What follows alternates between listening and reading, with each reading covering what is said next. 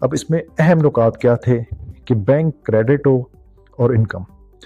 Nature of business کو سمجھنا چاہیے کہ بزنس کے نیچر میں کیا کمیشن آ رہی ہے, کیا ایکچوئل ٹرانزیکشن کتنی ہے, پروفٹ کتنا ہے. تو نیچر آف بزنس کو بھی سمجھنا ضروری ہے. اسیسمنٹ پروسیس جو ہے نا وہ مینڈیٹری ہے. ٹیکس پیئر کو فیئر ہیرنگ کی ایک موقع دینا چاہیے تھا, جس سے یہ ہے کہ اس کے اوپر ڈائریکٹ کرمنل پروسیڈنگ جو ہے نا ابیوز آف لا ہے.